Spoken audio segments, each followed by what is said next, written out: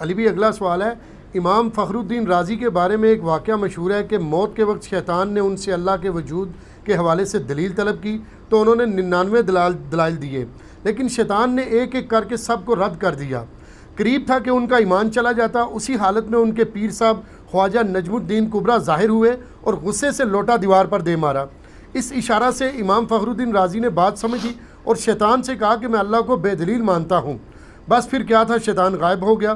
اس واقعہ کے کانٹیکس میں شہزاد بھائی ہمارے جو ساتھی ہیں ان کی طرف سے ریکویسٹ آئی ہے کہ انہوں نے گزشتہ جمعہ خطبہ میں ایک مولانا صاحب سے یہ واقعہ سنا، علی بھائی سے کہیں کہ اس واقعہ کی انجینئرنگ فرما دے، جزاکم اللہ۔ علی بھائی تے آنے جیسن اس ٹائم دے واقعہ سن رہے ہیں جناب، خواجہ نجم الدین کبریٰ اور فخر الدین رازی کے بارے میں سب کہانیاں میرے بھائی جی، یہ جعلی طریقے ہیں ان کے اپنے بزرگوں کی عظمتیں منوانے کے، اور بیسیکلی وہ یہ بتانا چاہ رہے ہیں کہ آپ کو کتاب و سنت کے دلائل پڑھنے کی ضرورت نہیں ہے، آپ بے دلیل جو آپ کو بابے بتا رہے ہیں آپ اس پہ چلیں۔ یہ اس کے اندر اصل میں یہ چیز چھپی ہوئی ہے۔ اس کی انجینئرنگ میں پہلے تو یہ کرتا ہوں نا کہ شیطان جو ہے اس نے تو اللہ تعالیٰ کے دلائل نہیں مانے تھے، تو فخر الدین رازی کے دلائل اس نے کہاں سے ماننے تھے؟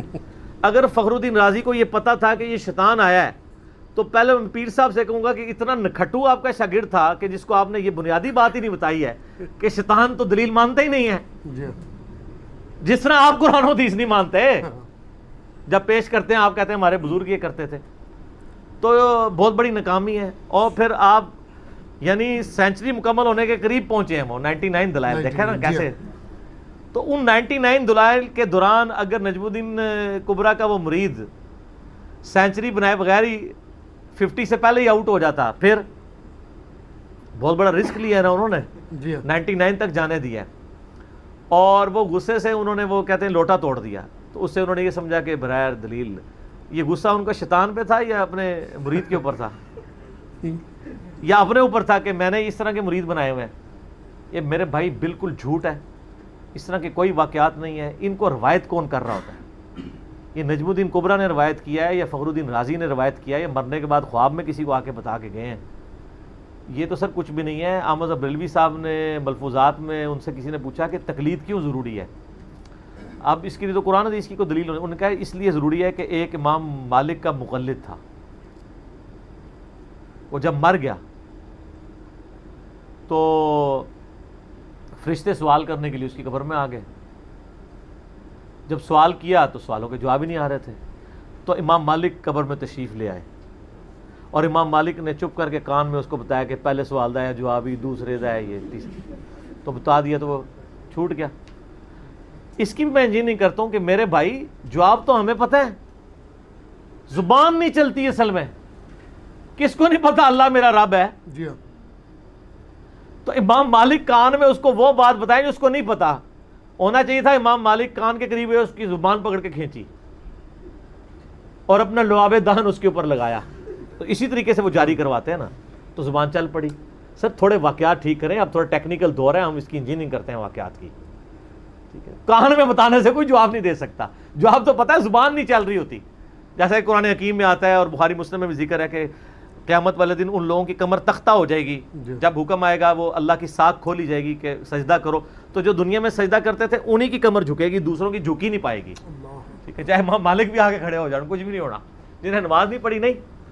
تو سر اس سے تو پھر یہ ثابت ہوتا ہے کہ ہمیں امام مالک کا مقلد ہونا چاہیے، کیونکہ امام حنیفہ کا تو کوئی اس طرح کا واقعہ رپورٹ نہیں ہوا کہ وہ قبر میں آ کے، یہ آپ قیاس ہی کریں گے نا، قیاس کا نمبر تو چوتھا ہے، پہلے کتاب اللہ، سنت، اجماع اور پھر اجتہاد آتا ہے۔ تو یہاں تو ایک سنت ہمیں یعنی عملی تواتر کے ساتھ جو یہ واقعہ بتا رہے ہیں اگر ہے یہ وہ موجود ہے تو مالکی ہونا چاہیے، لیکن مالکی ہوں گے تو رفع الیدین بھی کرنا پڑے گا آپ کو اور ہاتھ بھی چھوڑنے پڑیں گے، تو پھر بڑا مصیبت کھڑی ہو جائے گی۔ تو اس طرح کی انہوں نے کہانیاں ڈیوائز کی ہوتی ہیں، یہ واقعہ بالکل جعلی ہے، شیطان کے سامنے تو دلائل کوئی کارگر ہی نہیں ہے، اللہ تعالیٰ کے ساتھ اس نے بحث کی ہے، اپنی غلطیوں کی جسٹیفیکیشن دی ہے، بالکل صحیح، اس کے سامنے دلیل کارگر نہیں ہے۔ اور باقی یہ کہنا کہ ہم بغیر دلیل کے اللہ کو مانتے ہیں، یہ الزامی جواب تو ضرور ہو سکتا ہے، لیکن یہ علمی جواب اور کتاب و سنت کی تعلیمات کا جواب نہیں ہے، کیونکہ نبی صلی اللہ علیہ وآلہ وسلم کے بارے میں سورہ یوسف میں آیا ہے، اے نبی تم فرما دو میں اور میرے اصحاب پوری بصیرت کے ساتھ اس دین کے اوپر ہیں، جاہلوں کی طرح نہیں ہے، ان پڑھوں کی طرح نہیں ہے، پوری بصیرت کے ساتھ ہے۔ تو یہ تو نٹوریس چیز ہے۔ اب جن کے پاس علمی دلائل نہیں ہوتے نا، پھر وہ شعر سنائیں گے آپ کو، علمو بس کریو یار۔ تو قرآن تو یہ نہیں کہتا، قرآن تو اس کائنات کے امام کو کہتا ہے قر رب زدنی علما۔ اے نبی آپ بھی دعا کیا کریں کہ اے اللہ میرے علم میں اضافہ کر۔ فرشتوں نے جو آدم کو سجدہ کیا ہے، ان کی خوبصورتی پہ کیا ہے، نورانی شکل پہ کیا ہے، نہیں داڑھی کے اوپر کیا ہے، نہیں بزرگی پہ کیا ہے، کس کے اوپر کیا ہے؟ علم پہ۔ علم کے اوپر۔ اور رب زدنی علما، اور ہمارے نبی علیہ السلام کو کیا دعا کہ آپ بھی کہیں میرے علم میں اضافہ فرما دیں، میرے عشق و سرور وجدان میں اے کو نہیں، کیونکہ اس ٹائم الفاظ نہیں سنوں دے بعض چاہے نے۔ قل هل يستوي الذين يعلمون والذين لا يعلمون انما يتذكر اولو الالباب۔